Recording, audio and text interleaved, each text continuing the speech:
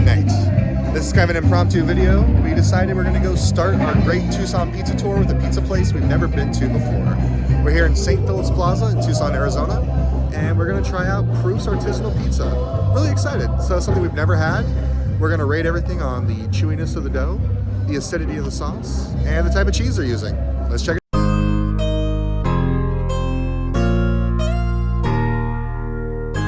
So walking in, the place really had a great atmosphere and great vibe. I was a little shocked it wasn't more crowded, but we were there a little bit earlier in the evening for dinner. I mean, we're parents after all. We get home by like 7 o'clock.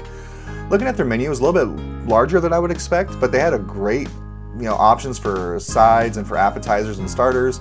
We actually went with those marinated olives you see right there, and we'll get back to that here in a second. They had a few more options than I would expect to see at a pizza place like this, because pizza should be the primary focus. The atmosphere, again, was fantastic. I really thought it had a nice, small vibe, and the patio looked really amazing too, but it was so loud out there with the music, we decided not to even try, you know what I mean? So we sat in there, but the music from outside made its way in. But here's those olives I was talking about. They were fantastic. That olive oil and that golden balsamic vinegar and the citrus, it came out so amazing. First bite was just mostly that balsamic, which I was like, okay, this is nice, it's good. It just tastes like a normal marinated olive. But then when I decided to go ahead for that second olive, between the saltiness of the Kalamata and that citrus and that balsamic, it was life-changing. I could have lived off of these olives, I promise you. But we decided to go ahead and just kind of look at the menu again. What are we going to do? There's me eating an olive again. What are we going to order? We decided we're going to have a control for our orders, and that's the outside I was talking about right there. We are just going to go with the pepperoni pizza pretty much at every place we try to eat. That's going to be that consistent, that control. Like pepperoni, I'm a big fan of margarita pizzas, so we decided to go with the margarita here as well. The heirloom tomatoes that were on there were a little inconsistent, but I'll get to that more later. And really large tomatoes. I don't know, they just didn't vibe well with me on this. So when I pulled that first slice, then what we're looking at here is when I look at the crust and everything. So as you can see, they have nice browning on the outside, but not as much as I would expect to see with a wood fire oven, but that's where I was wrong. It's not a wood fire oven. Turned out it is a gas oven, but we'll cover that more as we go. So I decided to give it a cut with the fork, and because of the still doughiness of the dough, it didn't cut through very easily. And on first bite, it was good. Good quality products. I enjoyed it, but again, a little bit not cooked all the way for me. I like a little bit of char on there, like you would see with these type of pizzas. But since it wasn't a wood fire oven, I guess that makes a little more sense. And I actually got to speak with Chef later on, but we'll cover that again later. It has good foldability. I really like the ingredients. The basil was fantastic. I was actually a fan of the sauce. It was understated, which I like, because the sauce shouldn't be your primary focus on a pizza like this. It should be the crust and the dough. So I had to go ahead and try that pepperoni pizza. One thing that made this one a little bit more unique than other ones is they actually add an herb crust to the pepperonis that you can tell cooked on there and baked in the oven with it. It gave it a unique flavor more than just regular pepperoni. And this crust had a little bit more of the blistering on the bottom and char on the bottom that I want to see, which is, again, a little unusual since it wasn't a wood fire oven, but I'm glad they were able to achieve it, and I would like to see it with more of their pizzas. I made Dana try a tomato. She hates tomatoes, but she was a trooper and tried it, and she gave it an and I think it was mostly because of those tomatoes.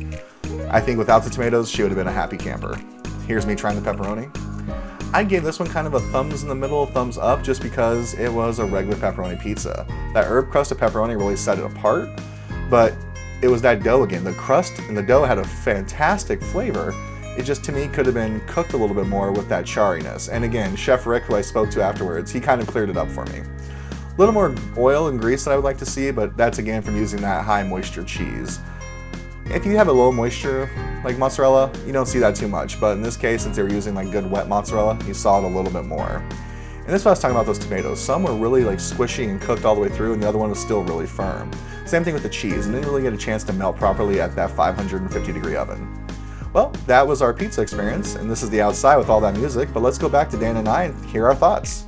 Well, I have to say, we had some ups and downs with it. I did enjoy our food quite a bit, and the nice part is, let me back up a little bit here. As most people that watch our show know, as my wife knows, we like pizza. And I'm a pizza fanatic. I mean, for our anniversary, she bought me a encyclopedia of pizza. I had some concerns while eating the pizza that I was kind of shocked because of now I realize what I was expecting was just me having expectations based on not knowing all the information, which I did want to go into these blind for the most part. I don't want to go into these pizza reviews knowing a lot ahead of time, so I'll kind of know what to expect before it even hits my plate, if that makes any sense. In this case, I was like, man, I was expecting this to be wood fire. They're not cooking at a high temperature. There's not enough char in this pizza. I was really confused, especially with like the combination of the toppings in conjunction with what I was expecting. I asked our server, who was fantastic, a quick question, like, what temperature do you guys normally cook at? Because this type of pizza, well, this is me talking now, like this type of pizza should be cooked at a high temperature with slight char on it. And this is tasting like it's cooked at a low temperature, like 500s, mid 500s. Oh, low when talking about pizza. We were nice enough to meet Chef Rick. The chef and owner of the restaurant came out and sat down with me for, I don't know, what, 10 minutes? 10, 15 minutes? Yeah. And we just talked pizza. And I don't know, did you notice his eyes kind of like glow when I started asking him questions? He's like, pizza talk. So I was asking about the dough, the fermentation process, what kind of oven they used, so on and so forth, the temperature. So he came out with a quick answer, like, oh, we cook at this temperature. I was like, yeah, I was kind of expecting this temperature, like, 600s, because I was expecting a char, this type of, pizza. Well, how long do you let it ferment? And he sat down, took off his gloves, and we talked pizza for like 15 minutes. He actually helped me realize a lot of the expectations I came in for the pizza were unrealistic, because I thought it was a wood fire oven. It's a gas fire oven. I was asking, is this dough fermented for like 48 hours? Because it had that perfect aeration and texture and chewiness, but it just wasn't cooked at that like char level, which I like.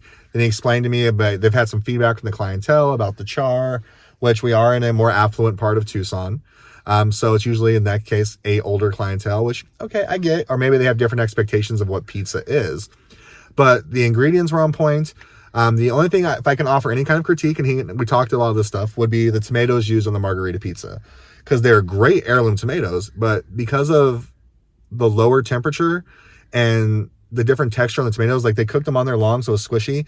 It kind of tasted at points to like a deconstructed pizza to me. So I was like, oh, it wasn't the complete melted mozzarella I was hoping for. Because granted, with margaritas, it's not a low moisture cheese. It's a regular like buffalo mozzarella and so on.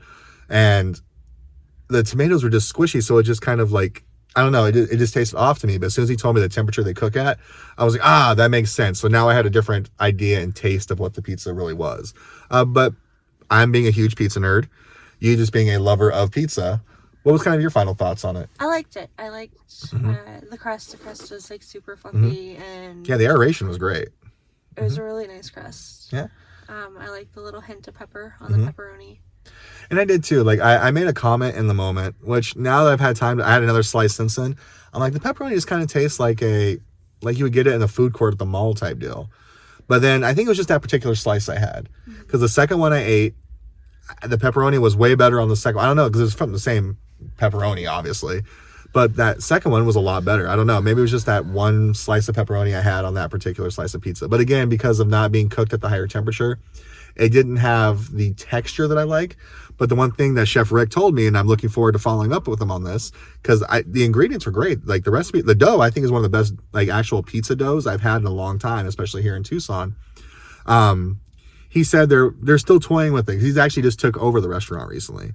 So they're toying with the dough, the fermentation. Yes, it is a daily made dough, but it's all made off of a mother dough. So really it is like a fermented 48-hour type dough, which is kind of what I was getting from the initial texture and taste. So I'm going to say let's give it a couple more months. And I would love to come back and maybe sit down with Chef Rick again and see from now until then. What you think? Yeah. It was good pizza. Cool. Like, I enjoyed it. As much as I'm not a fan of squishy tomatoes. Or tomatoes in general. It was so good. Like, I still like the margarita. This is going to come off weird since this is a pizza review. My favorite thing in the entire meal. The olives. We got the marinated olives, and they were so good. The combination of the balsamic, the citrus. Only thing I didn't taste in that showed it was on was the garlic, which there was a hint of garlic, but not, like if you would have said, hey, Tommy, is there garlic? Oh, there's something flying around. There's there garlic on this? I would have said, no, it's just, I can taste the salt, the pepper, which was phenomenal. There was some herb in there. Herbs, not like herb, just herbs. The balsamic and the lemon, because there were some bites where the balsamic was very like present, and other bites where that lemon flavor just completely took over, and in a good way on both of them. The olives were phenomenal, which I feel bad because in this case I felt like the olives overshadowed the pizza a little bit, because the pizza was really good, but since I went in there with different expectations, I think it kind of sullied my experience, and that's completely my fault, not anything to do with the restaurant or the chef. But I have to say, all in all, I would give it right now, I'm gonna say a solid 7 out of 10. And like I said, this is not gonna rank our goal is not to rank pizza places in Tucson best or worst or anything. It's just to say, hey, this is how we feel about this pizza on this particular day. I'm going to give it a 7 out of 10 because I think there's that room for improvement. And Chef Rick already said that's what they're looking to do. And I completely agree with them. I think they're 100% on the right path. That dough is perfect. Maybe a little less acidity in the sauce, but that's just me. But after he explained his process for making the sauce, everything made complete sense. So I see where he's going with it. And I can't wait to try it again. So thank you, Chef Rick, and thank you, Proof, for letting us eat there. I mean, it wasn't free or anything. We paid for it, but it was nice to have that experience. Like you said it yourself. I asked a simple question to our server, and Chef Rick came out to sit down with me to answer the question. Then we ended up having a full-blown conversation on it. So yay. I give it a thumbs up, 7 out of 10. If you're in Tucson, it's in St. Philip's Plaza here in Tucson, Arizona. Make sure you stop by and check out Proof Artisanal Pizza. Definitely worth a stop. Bye.